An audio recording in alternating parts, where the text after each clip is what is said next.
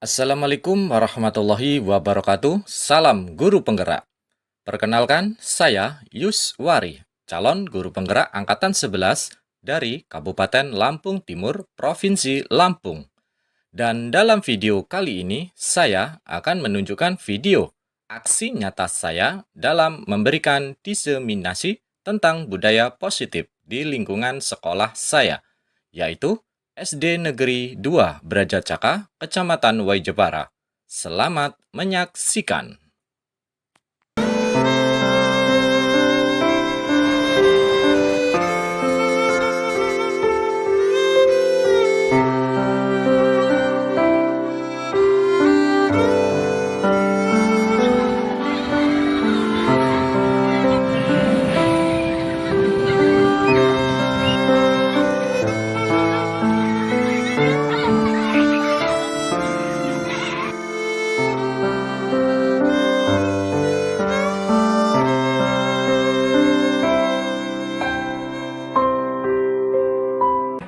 Assalamualaikum warahmatullahi wabarakatuh.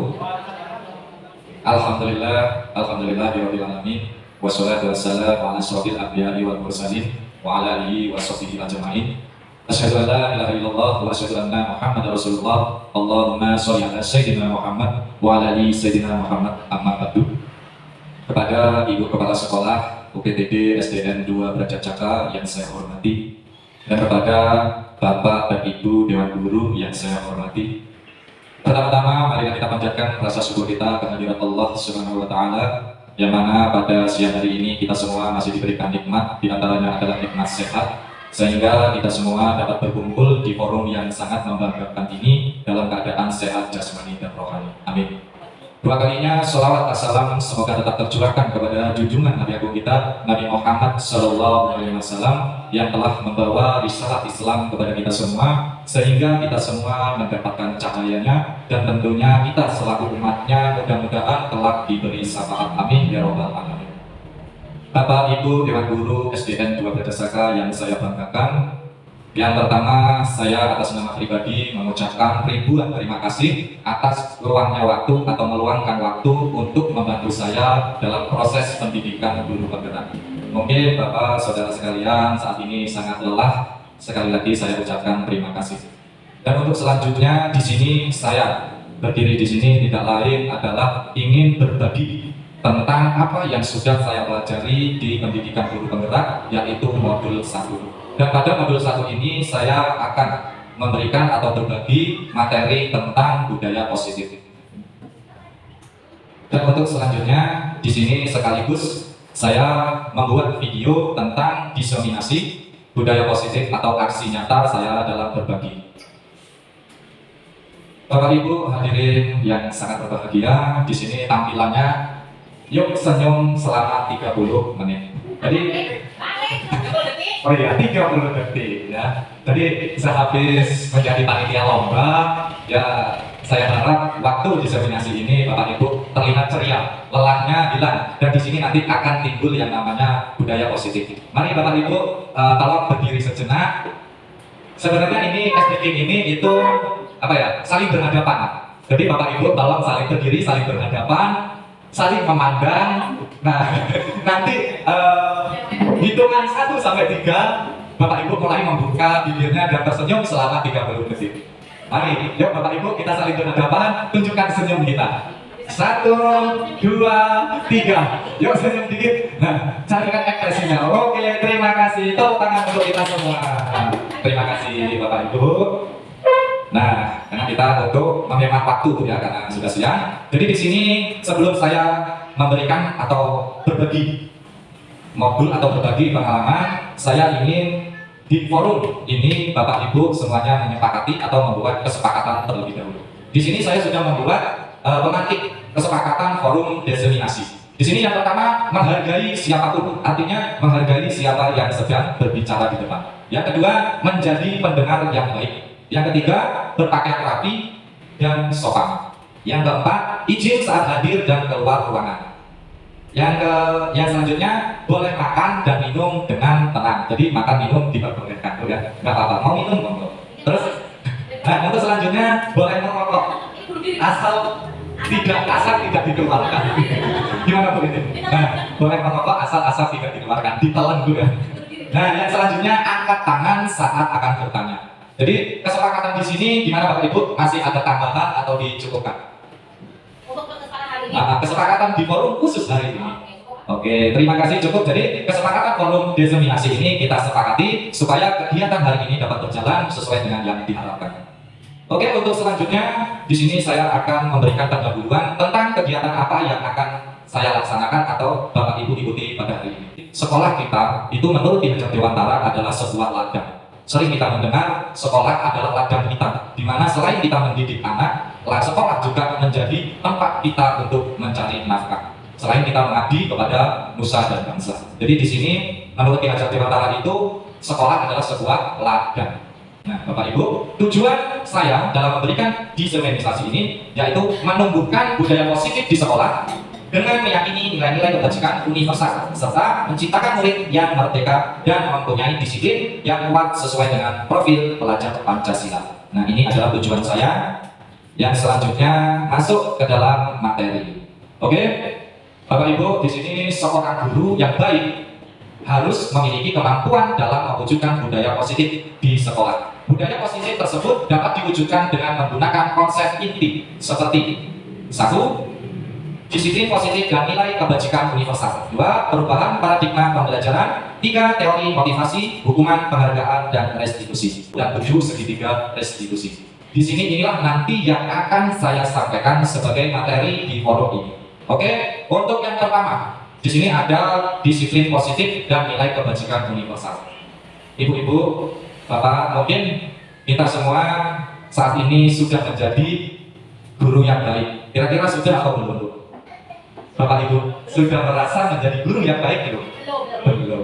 Karena apa, Bu? Kalau guru yang baik itu minimal harus bisa menerapkan 7 disiplin.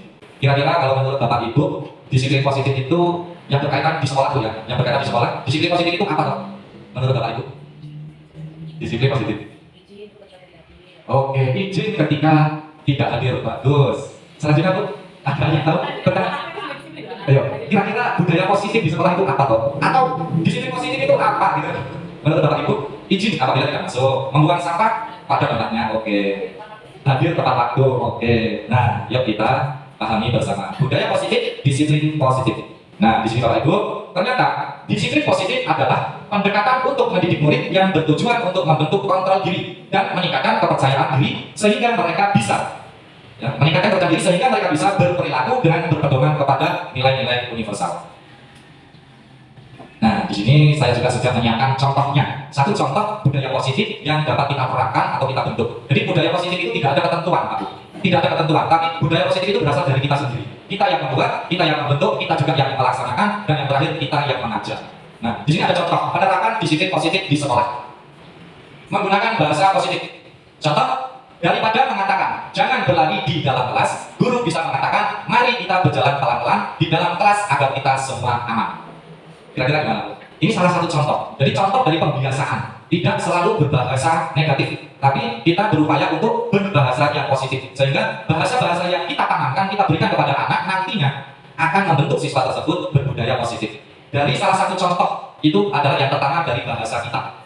Tentunya selain bahasa, budaya positif itu tindakan, ya, perlakuan itu juga merupakan budaya positif. Tapi di sini saya memberikan contoh tentang bahasa positif. Jadi setelah kita memberikan bahasa yang positif itu ada manfaat. Apa sih manfaatnya untuk anak? Jadi menggunakan bahasa positif membantu siswa fokus pada apa yang harus mereka lakukan, bukan ada apa yang tidak boleh mereka lakukan.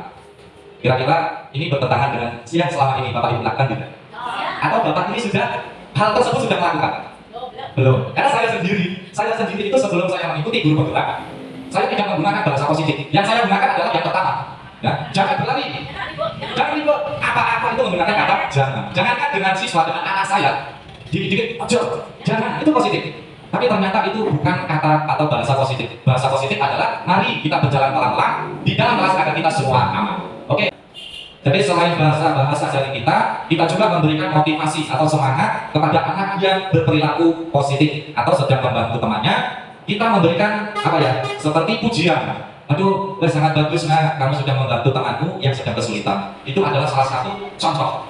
Jadi manfaat di sini yaitu penguatan positif memotivasi siswa untuk terus berperilaku baik karena mereka merasa dihargai.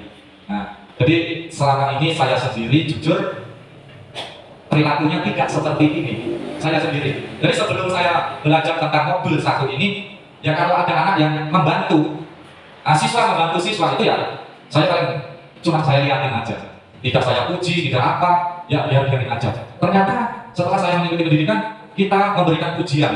Itu salah satu untuk memotivasi anak supaya selalu berbuat kebaikan dan membudayakan budaya yang positif. Ini contoh-contoh kecil. Dan tentunya di dalam lingkup ruang sekolah atau kelas itu banyak sekali budaya-budaya positif yang menggunakan bahasa positif. Tentunya di sini tentang kebajikan universal. Jadi budaya positif itu sangat terkait atau berkaitan dengan kebajikan universal. Sedangkan kebajikan universal itu sifat positif. Tadi kita sudah menggunakan bahasa, perilaku, yang terakhir adalah sifat positif. Jadi sifat positif manusia merupakan tujuan mulia yang ingin dicapai oleh setiap individu, terlepas dari suku bangsa, bahasa, agama, maupun latar belakangnya. Bapak Ibu, ketika kita membuat atau melaksanakan atau menerapkan yang namanya budaya positif, itu kita harus melepaskan atau tidak kita kaitkan, kita beda-bedakan tidak. Jadi kita lepas dengan yang namanya suku. Jangan sampai kita membeda-bedakan. Jadi kita lepas semua, kita samaratakan siswa tersebut di dalam penerapan budaya positif. Nah, di sini contoh dari penerapan nilai kebajikan universal. Jadi contohnya ada dua, tentang kerjasama dan rasa hormat. Selain kita mendidik anak untuk berbudaya positif, kita juga melatih sejak dini anak tersebut untuk dapat bekerja sama. Dalam segi pembelajaran, mungkin pembelajarannya, penerapannya yang pertama itu melalui tugas piket kelas. Di situ juga sudah menjadi salah satu contoh dari kerjasama tersebut. Nah, untuk yang selanjutnya rasa hormat. Contoh, guru mengajarkan siswa untuk selalu berbicara dengan sopan kepada guru dan teman-teman mereka, serta untuk menghormati perbedaan pendapat. Manfaatnya, rasa hormat membantu menciptakan lingkungan belajar yang positif di mana semua siswa merasa dihargai dan didengar. Nah, untuk budaya positif yang kedua adalah perubahan paradigma pembelajaran. Yuk kita buka, apa sih itu perubahan paradigma? Nah, di sini perubahan paradigma pembelajaran ini merupakan pergeseran antara stimulus respon menjadi teori kontrol. Pembelajaran dirancang berdasarkan prinsip pembelajaran yang berpihak kepada murid dan berdiferensiasi sehingga setiap murid akan belajar sesuai dengan kebutuhan dari tahap perkembangannya untuk menjadi manusia yang bisa meraih keselamatan dan kebahagiaan yang setinggi-tingginya di masa depan nanti. Di sini selain kita menerapkan budaya positif, kita juga merubah paradigma pembelajaran kita. Jadi pembelajaran kita rubah, teori-teorinya kita sebagai teori kontrol. Sebelumnya mungkin Bapak Ibu itu menjadi seorang guru masih berpusat atau guru menjadi pusat pembelajaran, memberikan ceramah panjang sementara siswa hanya mendengarkan dan menghafal informasi. Kira-kira saat ini Bapak Ibu mengajar seperti ini atau sudah melakukan metode-metode tertentu? Gimana Bu? Ya, campuran, oke ya. Jadi sudah berkombinasi. Jadi di sekolah kita ini kan sudah ada IT, jaringan internet. Jadi kita sudah memanfaatkan yang namanya teknologi. Nah, yang dimaksud dalam pendidikan guru penggerak, pembelajaran berpusat pada murid itu adalah pembelajaran yang berfokus pada siswa. Jadi tidak lagi guru yang menjadi pusat perhatian, tapi muridlah yang menjadi pusat perhatian. Yang selanjutnya nomor 4 itu kebutuhan dasar manusia. Bapak Ibu, kita sebagai seorang manusia, seorang guru, seorang siswa, tentunya kita mempunyai yang namanya kebutuhan dasar. Nah, dalam kegiatan ini, kebutuhan dasar itu kebutuhan kita sebagai seorang guru atau kebutuhan murid. Kira-kira Bu, kalau kita pribadi, jangan kita kaitkan dengan guru, tapi kita pribadi. Kira-kira kebutuhan dasar manusia itu apa sih Bu, menurut Bapak Ibu? Satu saja Bu. Pangan. Oke. Yang kedua? Nah, di sini ada apa ini Bu namanya? Nah, ada uang, ada rumah, ada pakaian, ada hati, ada plus. Oke, yuk kita buka, coba. Nah, di sini kebutuhan dasar manusia. murid kita melakukan suatu tindakan indisipliner tersebut bisa saja karena kebutuhan dasar mereka belum terpenuhi sehingga mereka berusaha mencari agar bisa terpenuhi. Kebutuhan tersebut dibagi menjadi 5, yaitu 1. Bertahan hidup, 2. Kasih sayang dan rasa diterima, 3. Penguasaan, 4. Kebebasan, dan 5. Kesenangan. Nah, di sini saya kasih contoh satu saja kebutuhan dasar dari siswa itu yang berkaitan dengan bertahan hidup. Contohnya, siswa diberikan skenario kehidupan nyata, seperti bagaimana menghadapi situasi di mana mereka tersesat atau tidak memiliki uang jajan yang cukup. Mereka kemudian didorong untuk berpikir kritis dan mencari solusi terbaik. Ini adalah salah satu contoh dari konsep bertahan hidup.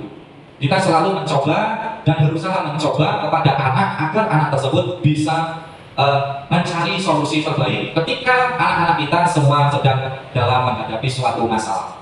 Selain itu, manfaat atas apa yang kita contohkan adalah mengajarkan siswa untuk berpikir mandiri, kreatif, dan mampu menemukan solusi dan situasi yang tidak terduga. Jadi sebenarnya anak-anak itu semuanya sudah bisa berpikir, tapi tergantung kita, bagaimana cara kita untuk menuntunnya.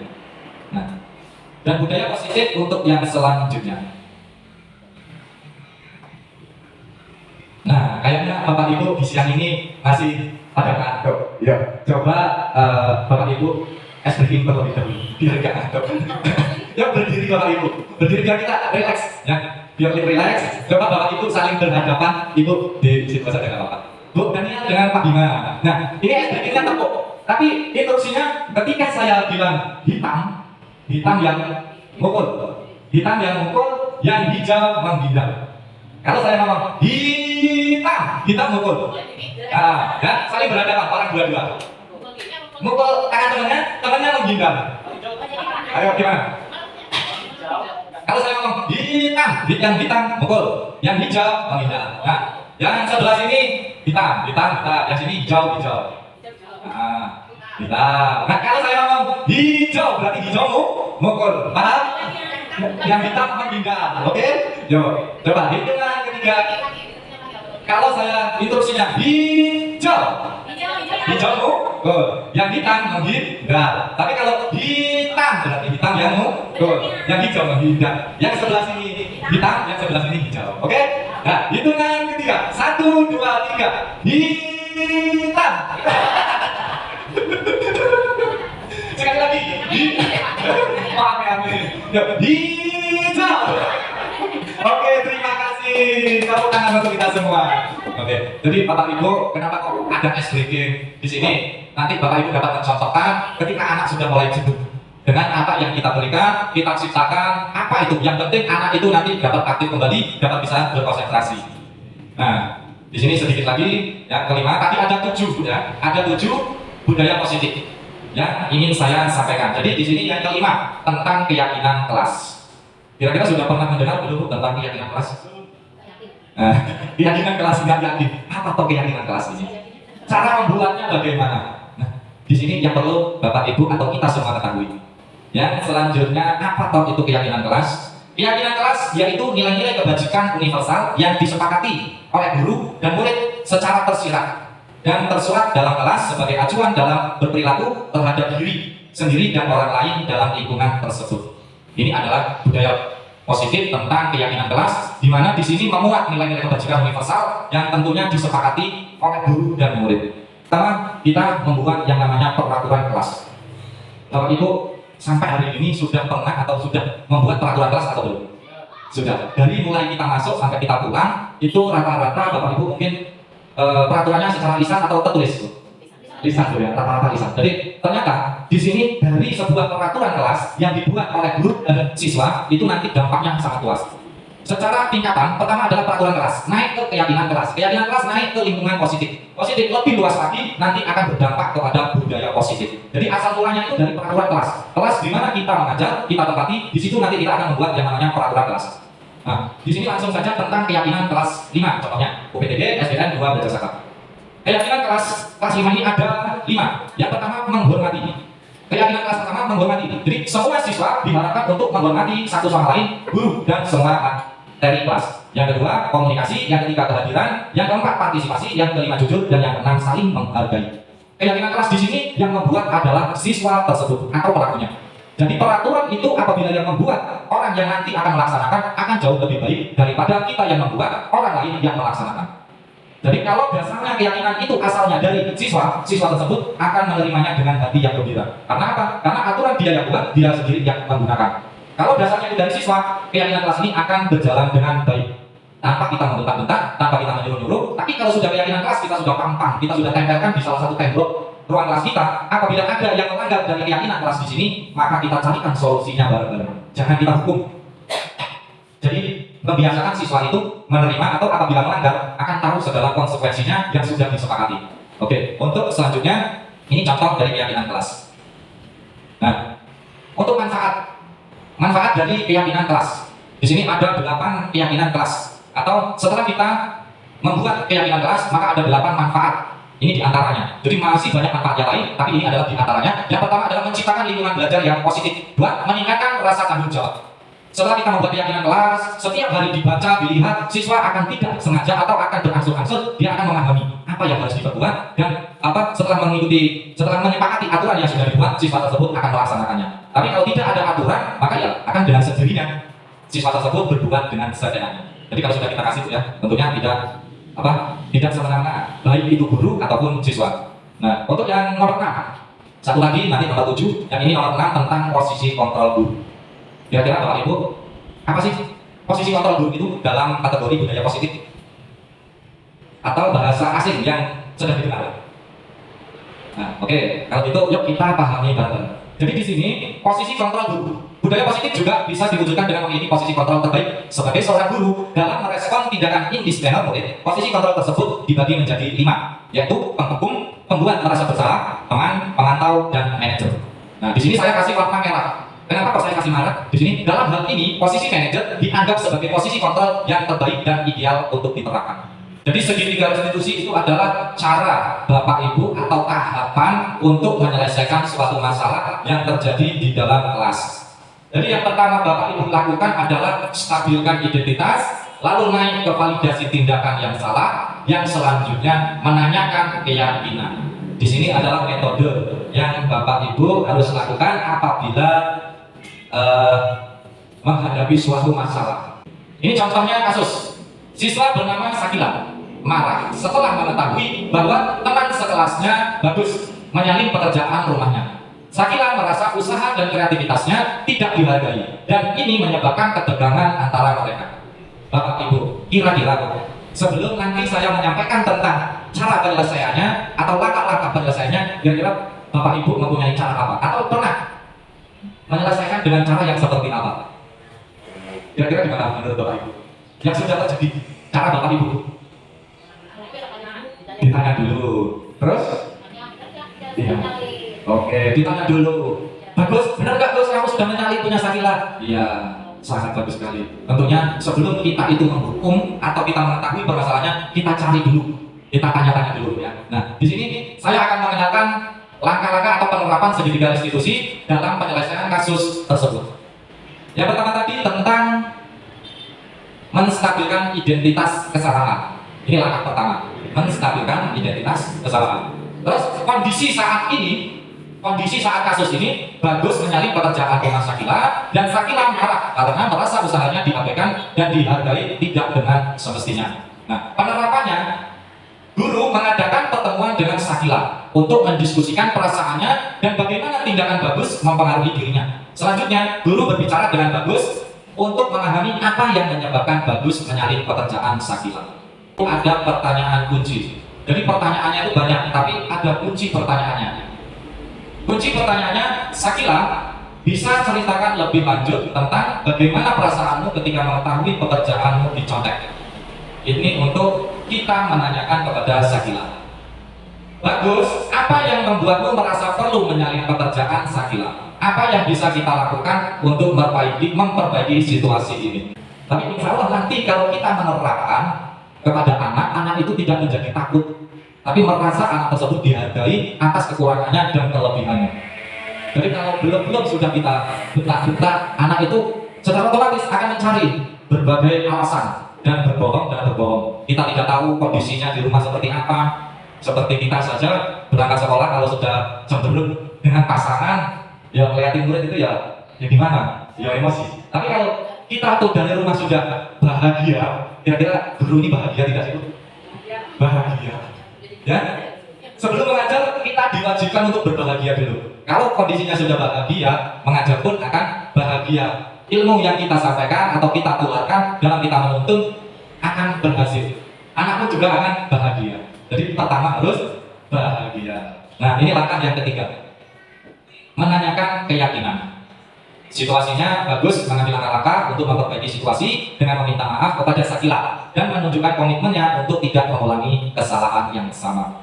Selain kita memanggil, mengajak diskusi, kita juga menyarankan kepada si Bagus untuk dapat meminta maaf kepada Sakila secara langsung. Dan kita menyampaikan kepada si Bagus ini agar tidak mengulangi kesalahannya. Karena apa yang sudah dilakukan Bagus ini dirasa oleh Sakila ini bahwa tindakan yang sudah dilakukan Bagus tidak menghargai. Jadi kita balikkan, kalau seandainya Sakila yang mencontek Bagus, bagaimana perasaan Bagus? Nah, tentunya akan marah karena selalu dicontek. Oke Bapak Ibu, untuk yang selanjutnya itu ada harapan saya. Ini yang terakhir dari desain penyampaian saya ini ada harapan saya, walaupun saya ini menyampaikannya itu sangat singkat dan bahasa-bahasa yang saya gunakan mungkin masih jauh dari kesempurnaan, tapi saya mempunyai harapan. Waktu demi waktu berjalannya nanti proses saya menjadi seorang guru penggerak, insya Allah saya akan sedikit demi sedikit menerapkannya di sekolah ini, namun saya tidak lepas untuk mengharapkan kerjasamanya Bapak Ibu semua untuk dapat menciptakan budaya positif yang ada di sekolah saya. Di sini saya sudah tuliskan harapan dari pengimbasan konsep budaya positif di sekolah meliputi beberapa aspek yang penting untuk menciptakan lingkungan belajar yang kondusif dan harmonis. Di sini ada 3. Yang pertama, terbentuknya lingkungan yang aman dan nyaman. Dengan budaya positif diharapkan semua siswa merasa aman secara fisik dan emosional. Ini memungkinkan mereka untuk fokus belajar tanpa rasa takut atau khawatir. Jadi harapan saya yang pertama itu, mari kita bersama-sama menciptakan lingkungan yang ada di sekolah kita ini, lingkungan yang aman dan nyaman. Dengan demikian, kalau sudah lingkungannya aman dan nyaman, siswa pun akan merasakan aman. Jadi anak secara fisik dan emosionalnya tidak akan takut atau akan fokus tanpa rasa takut atau khawatir dengan keadaan lingkungan yang ada di sekolahnya. Kalau anak itu berangkat sudah takut, sudah tidak nyaman, anak mengikuti pelajaran pun ketika kita ajak diskusi, benar anak tersebut mengikuti, tapi dalam keadaan otak besarnya atau batinnya dia tidak akan mengikuti atau bisa konsentrasi, tapi hanya merasakan ketakutan. Jadi saya harapkan kerjasamanya semua Bapak Ibu untuk dapat menciptakan lingkungan yang aman dan nyaman. Kira-kira Bapak Ibu bersedia tidak? Bersedia, terima kasih. Jadi yuk kita bersama-sama menciptakan lingkungan yang aman dan nyaman supaya anak juga terasa nyaman dan fokus. Yang kedua, harapan saya peningkatan motivasi dan keterlibatan siswa. Ini keterkaitannya. Jadi budaya positif mendorong siswa untuk lebih terlibat dalam proses belajar, meningkatkan motivasi mereka untuk berprestasi dan membangun rasa percaya diri. Nah, Bapak Ibu, harapan yang kedua saya, kita bersama-sama meningkatkan motivasi kita kepada siswa dan kita sering melibatkan siswa supaya siswa tersebut meningkat untuk berprestasi dan mempunyai rasa percaya diri atau percaya dirinya itu tumbuh sehingga anak dalam mengikuti atau mengejar pengetahuannya tentang akademik atau pengetahuan akan dapat berjalan dengan lancar. Harapan yang ketiga tentang pengembangan karakter siswa. Budaya positif membentuk nilai-nilai seperti tanggung jawab, kerjasama, dan respek. Siswa diharapkan dapat mengembangkan karakter yang kuat baik di dalam maupun di luar sekolah. Kalau sudah karakter siswa itu kita bentuk, maka siswa tersebut secara perlahan-lahan akan mengembangkan karakternya. Jadi pengembangan karakter itu tidak hanya kita memberikan atau di dalam lingkungan sekolah, tapi juga dalam pembentukan itu budaya-budaya positif yang ada di luar sekolah kita bawa ke dalam sekolah. Kita terapkan, kita lihat sisi positifnya dan sisi negatifnya. Ketika anak itu nanti ada di luar, anak tersebut dapat mengetahui sisi positif dan sisi negatif dari budaya-budaya yang ada di lingkungan anak-anak kita semua. Oke Bapak Ibu, itu tadi ada 3 harapan saya, dan untuk selanjutnya ini sesi tanya jawab. Baiklah Bapak Ibu, dari hasil penyampaian saya mungkin ada yang merasa kurang atau kurang penjelasannya yang sangat sedikit ini. Kepada Bapak Ibu apabila mau bertanya kami persilakan. Kepada Bu Nurbaini dipersilakan. berkaitan dengan budaya positif yang Pak Yuswari paparkan tadi, saya cukup tertarik dengan keyakinan kelas yang telah Bapak paparkan. Saya merasa bahwa keyakinan kelas yang sudah Bapak paparkan tadi berkaitan erat dengan budaya positif yang universal, satu yang pertama. Itu saling berkaitan. Nah, rasanya keyakinan kelas yang nanti akan kita buat, seperti yang Bapak paparkan, nanti kita buat banner dan kita tempel dalam kelas, itu hanya akan menjadi hiasan kelas saja, karena budaya literasinya tidak ada pada anak-anak didik kita. Nah, pertanyaannya Bapak, bagaimana cara Bapak? Ini dianggap saja Bapak karena Bapak yang ikut CGP ya. Bagaimana cara Bapak untuk membudayakan anak-anak supaya bukan hanya slogan yang ada di dinding, tapi anak-anak bisa paham ini adalah peraturan yang kalian buat dan kalian harus taati. Itu yang pertama. Yang kedua, seberapa besar keyakinan Bapak bahwa peraturan itu akan terlaksana tanpa mendapatkan hambatan dari pihak manapun, sekalipun itu siswa itu sendiri. Saya rasa cukup di sini pertanyaannya. Terima kasih. Assalamualaikum warahmatullahi wabarakatuh. Terima kasih kepada Bu Nurbaini, pertanyaan yang sangat super sekali tentang pelaksanaan atau keyakinan kelas. Oke, Bapak Ibu, khususnya Bu Nurbaini, saya akan coba jawab di sini pertanyaan Bu Nurbaini tadi, bagaimana cara agar keyakinan kelas tersebut bisa terlaksana dengan baik tanpa ada halangan suatu apapun. Nah, Ibu-ibu dan Bapak-bapak, ini di sini saya akan mencoba menjawab ya. Agar keyakinan kelas bisa terlaksana dengan baik, ada 3 tahapan yang mungkin Bapak Ibu harus lakukan. Jadi saya tidak menyuruh, tapi kita berbagi. Jadi kalau bertanya kepada saya apa atau bagaimana cara agar keyakinan tersebut bisa terlaksana, maka di sini saya menjawab ada 3 cara yang perlu Ibu terapkan. Yang pertama adalah libatkan semua pihak. Ajak siswa agar dan guru untuk bersama-sama merumuskan keyakinan kelas. Ketika semua pihak terlibat, mereka akan merasa memiliki dan lebih bertanggung jawab untuk melaksanakan. Kira-kira Bapak Ibu, ketika kita membuat keyakinan kelas, itu kata-kata keyakinan yang sudah kita sepakati itu berasal dari mana? Dari guru dan murid. Kita utamakan keyakinan tersebut dari murid dulu. Kita hanya menyepakati, tapi dari murid. Usulan dari murid. Kenapa kok murid? Karena nanti keyakinan yang sudah kita tempel itu berasal dari murid. Kalau sudah murid yang membuat, maka dia juga yang akan melaksanakannya. Dan langkah yang kedua adalah sosialisasi dan pemahaman. Jadi biar tidak menjadi hiasan dinding di tembok-tembok kita juga menjelaskan, mensosialisasi apa manfaat dari tulisan-tulisan atau keyakinan-keyakinan peraturan yang sudah kita buat dan kita tempelkan. Disinilah ada sosialisasi dan pemahaman. Pastikan semua siswa memahami dan menerima keyakinan kelas tersebut. Diskusikan maksud dan tujuan dari setiap poin dalam keyakinan kelas agar siswa benar-benar mengerti. Insya Allah kalau semua tulisan yang ada di ruangan kita, kesepakatan, keyakinan yang kita tempel, kalau semuanya tahu, maka akan berjalan dengan baik tanpa ada paksaan. Tapi kalau kita tidak menjelaskan, tahu-tahu ditempel saja, ya siswa nggak mengerti apa ini sebenarnya. Dan yang ketiga adalah contoh dari guru. Guru harus menjadi contoh. Nah ini kira-kira berat tidak tuh? Berat. Maka saya tidak meneruskan. Ini solusi atau jawaban yang terakhir. Ini saya sendiri itu sangat berat. Tapi mudah-mudahan dengan rasa kepercayaan diri, kebahagiaan, dan niat kita yang tulus, insya Allah akan hilang ini keraguan-keraguan yang ada di kita. Oke, untuk jawaban yang terakhir, guru harus menjadi contoh dalam menerapkan keyakinan kelas. Jika guru menunjukkan sikap dan perilaku yang sesuai dengan keyakinan kelas, siswa akan lebih terdorong untuk mengikuti. Kira-kira iya tidak Bu? Ya, lagi-lagi guru. Salah benar harus guru. Nah, harapannya selain guru itu menjadi teman, menjadi guru juga menjadi sosok orang yang diteladani. Kalau sudah anak itu meneladani segala perilaku, tindakan, sikap, perkataan kita, siswa akan mengikuti. Seperti peraturan keyakinan-keyakinan kelas yang sudah kita buat, kalau kitanya, gurunya saja tidak melakukan, tidak memberikan contoh, lah kira-kira apa yang akan terjadi kepada siswa? Yaitu tadi, peraturan keyakinan kelas menjadi hiasan dinding saja. Tapi kalau gurunya yang menerapkan, ya siswa akan lebih. Kenapa? Karena guru adalah salah satu orang yang dicintai oleh siswa dan menjadi sosok teladan bagi siswa. Apapun kelakuan, apapun perbuatan yang dilakukan oleh guru akan digugu dan ditiru. Mungkin itu Bu Nurbaini atas jawaban saya. Apabila kurang tercukupi jawaban saya mohon maaf karena semuanya itu karena keterbatasan saya. Terima kasih sekali lagi diucapkan. Oke, dan karena materi dan sesi tanya jawab sudah kita laksanakan, ini sinyalnya agak kejauhan Bu, jadi hilang tunggu.